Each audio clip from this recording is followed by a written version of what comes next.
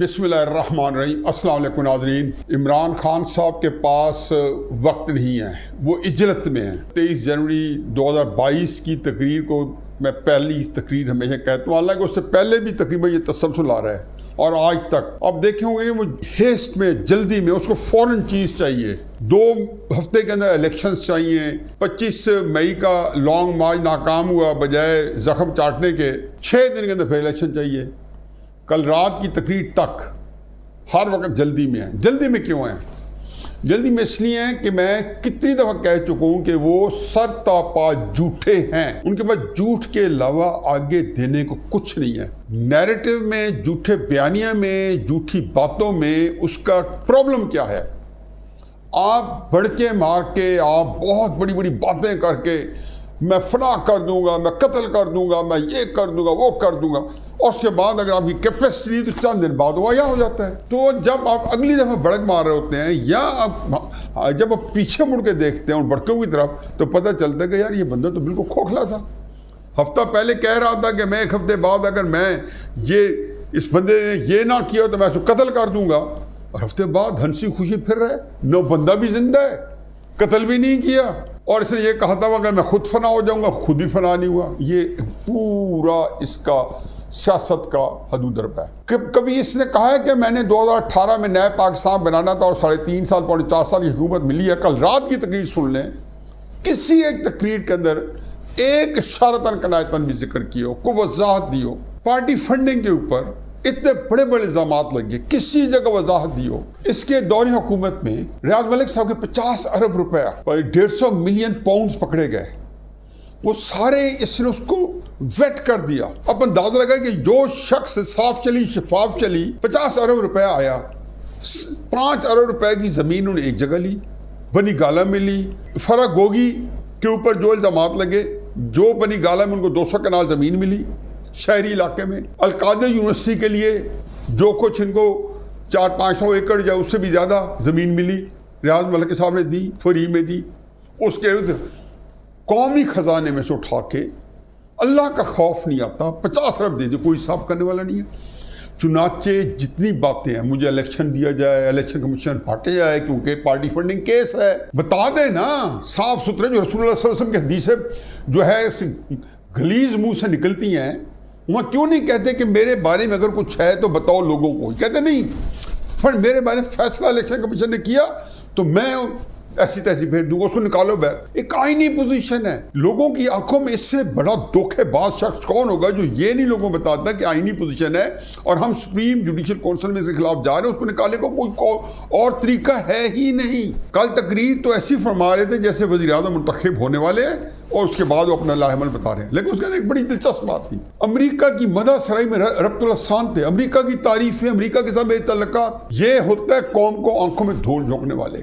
2018 में नए पाकिस्तान का बयानिया, नया पाकिस्तान देने फक से क्या कुछ किया, क्या कुछ नहीं किया। आप देखिए, तब से लेके अब तक कहते थे 3 महीने में मेरी परफॉर्मेंस ना हुई तो मुझे हुकूमत नहीं चलेगी। 3 महीने बाद कट्टे बांट रहे थे, मुर्गियाँ बांट रहे थे, चलो उसको भी छोड़ो।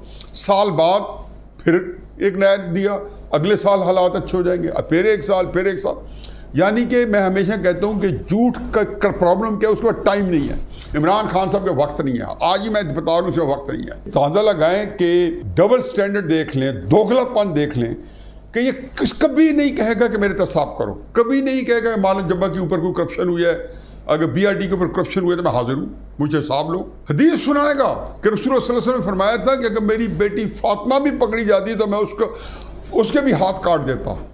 और ये बातें किसको सुनाते हो? एक अपने आप को भी एक बता दो। ताकतवर का एहतसाब नहीं हो सकता। आप इसलिए शोर मचा रहे हो कि आपका एहतसाब ना हो।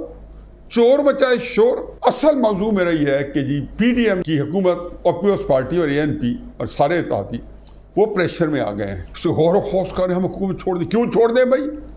आपको कहा था ये हुकूमत ना पकड़े, आपने पकड़ी। आप लोगों के जाती गराज थे, जाती लालच थी। शहबाज शीशा कल फरमाते हैं मुझे 2 दफ़ा पहले वज़ीर आज़म बनने की पेशकश हो चुकी। एक दफ़ा सदर गुलाम इसहाक ने की और एक दफ़ा मुशर्रफ साहब ने की। शहबाज शीशा को क्यों की?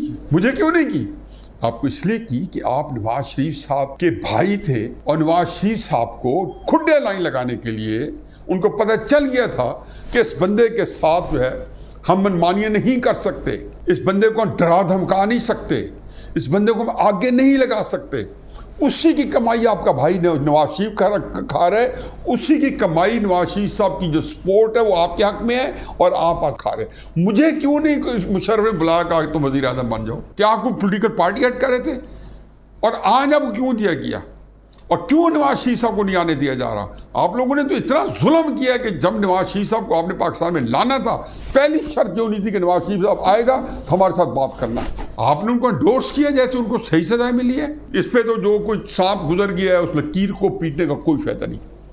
बात हतमी और बात एक ही है। अब पीडीएम हुकूमत नहीं छोड़ेगी। आप जो मर्जी कर लें, आपका सत्यानाश हो चुका है।